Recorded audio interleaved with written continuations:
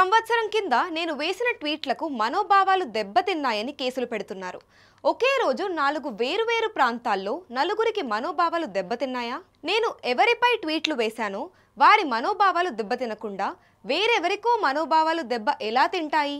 దీనికి కేసులు ఎలా వర్తిస్తాయి అని రామ్ గోపాల్ వర్మ ఫైర్ అయ్యారు. Extremely sorry to disappoint.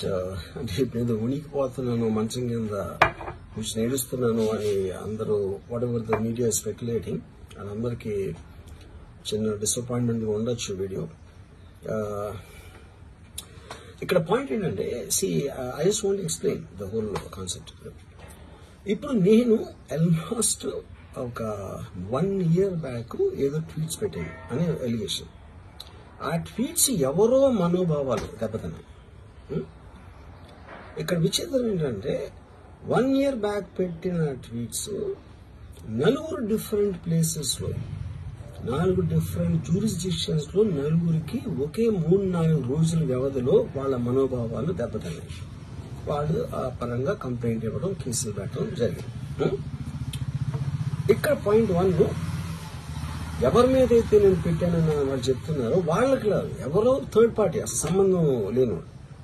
ఆ కాంటెక్స్ట్ లో అసలు ఈ కేసు ఎలాగా, ఈ సెక్షన్స్ ఎలా వర్తిస్తాయి అనేది అప్పుడు ఆబ్వియస్ గా నాకు వచ్చే అనుమానం కానీ, నాకు కానీ నా మనుషులు కానీ, ఇది ఒక పర్సిక్యూషన్ చేయడానికి ఒక పద్ధతి ప్రకారం ఉన్న ఎలవబుల్ లాస్ ని వాడుతున్నారా, లేకపోతే ఇప్పుడు వరల్డ్ ఓవర్ ఒక ఫినామినా ఏం జరుగుతుందంటే పొలిటికల్ పార్టీస్ వాళ్ళు they are weaponising the systems of the police. అది అమెరికాలో జరుగుతుంది, యూరోప్ లో జరుగుతుంది, ఇక్కడ కూడా జరుగుతుంది.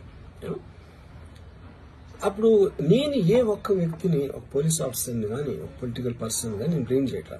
I think it happens in certain ఒక ఏమంటారు దాన్ని, ఒక వే. అది అందరూ కూడా ఎంతో కొంత అది చేయటానికి టెంప్టేషన్ ఉండొచ్చు. But eventually there is the law of the land which will take the final call. So అది that I completely agree, believe in that and I abide by that as a citizen.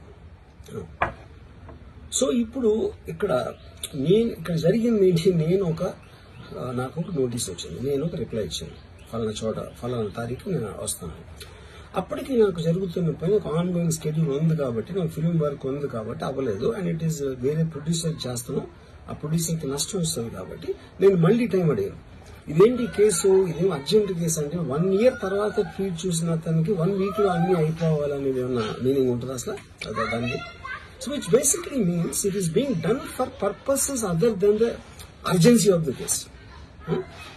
ఇది urgency of the case అంటే మీరు మర్డర్లు గేడర్లు ఇన్ని జరిగి సంవత్సరాలు తీసుకుని